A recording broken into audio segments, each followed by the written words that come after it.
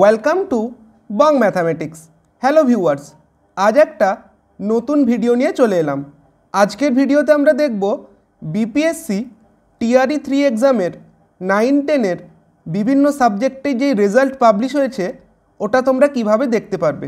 এটা হচ্ছে বিপিএসসির official website, ঠিক আছে। এখানে গিয়ে তোমরা দেখতে পাবে এই যে রয়েছে, দেখো এখানে result for class 9-10 education department, বিভিন্ন সাবজেক্টের রেজাল্ট তোমরা এখানে দেখতে পারবে।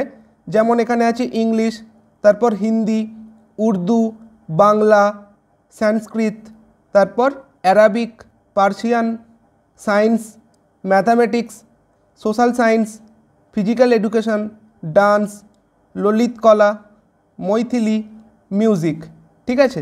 তো এই সমস্ত সাবজেক্টের রেজাল্ট তোমরা এই ওয়েবসাইটে দেখতে পারবে।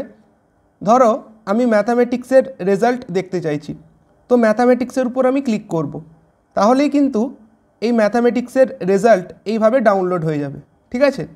এখানে দেখো ক্যান্ডিডেটদের নাম দেওয়া আছে। প্রথমে এখানে ইউআর ক্যাটাগরির বিভিন্ন ক্যান্ডিডেটের নাম দেওয়া আছে এখানে, যাদের সিলেকশন হয়েছে, ঠিক আছে।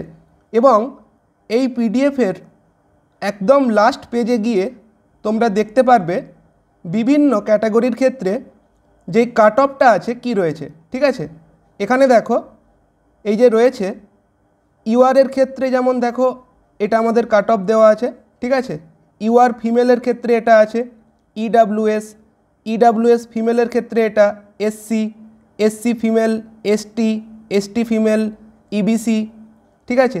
তারপর এখানে ইবিসি ফিমেল, বিসি আছে, বিসিএল, বিভিন্ন ক্যাটাগরির ক্ষেত্রে দেখো কাট অফ কিন্তু এখানে দেওয়া রয়েছে, ঠিক আছে। এইভাবেই তোমরা যদি অন্য কোনো সাবজেক্টে দেখতে চাও দেখতে পারবে।